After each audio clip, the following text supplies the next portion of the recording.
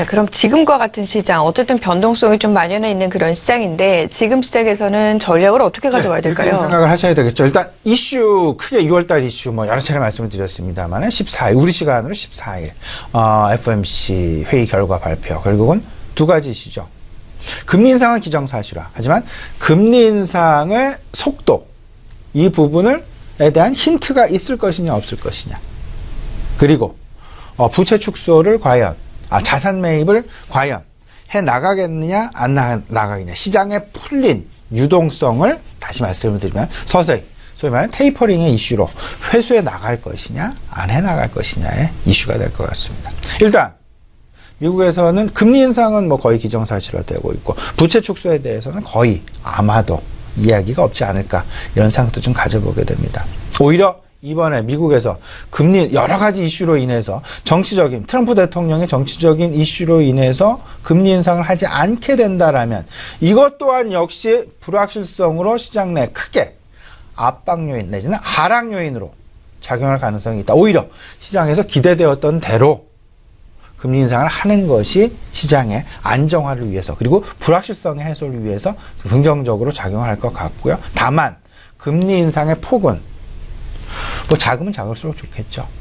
이런 부분에 대한 기대감이 시장 내 분명히 있다라는 점. 이와 맞물리게 되면서 기술주들의 움직임을 계속해서 우리가 눈여겨봐야 될 것이다.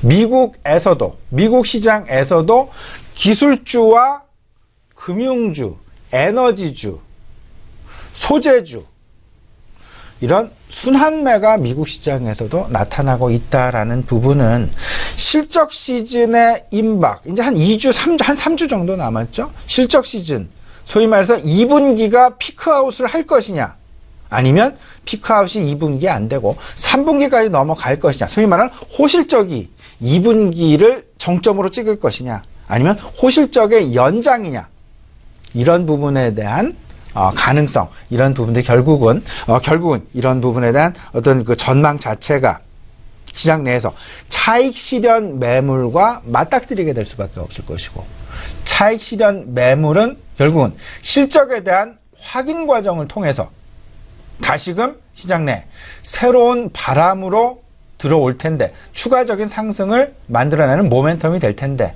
그 기간까지는 분명히 시장 다양한 모멘텀을 추구하려는 그런 모습들이 나타나게 될 수밖에 없을 것이다 라는 점. 그런 부분들이 순환매 속에서 나타날 수밖에 없을 것이고 IT, 수출 중심에서 결국은 그동안 못 올랐었던 내수, 소재, 은행, 금융 이런 쪽과의 순환매 양상이 벌어질 가능성이 클 것이다 라는 부분을 꼭 좀 생각을 하셔야 될 것 같습니다. 두 번째 이슈는 이 부분이죠. 아무래도 이제 그 중국 A주의 그 20일이 되겠습니다. A주의 MSCI 신흥지수 편입 여부의 결정 부분. 물론 이 부분을 놓고 이제는 뭐 그 설사 편입이 된다 하더라도 1년 뒤부터 가능하게 될 것이다. 하지만 외국인들의 움직임은 분명히 다른 방향으로 벌어질 가능성이 있다. 어떤 그 포트폴리오의 움직임 이 부분을 분명하게 우리가 생각을 해봐야 될 것 같고요.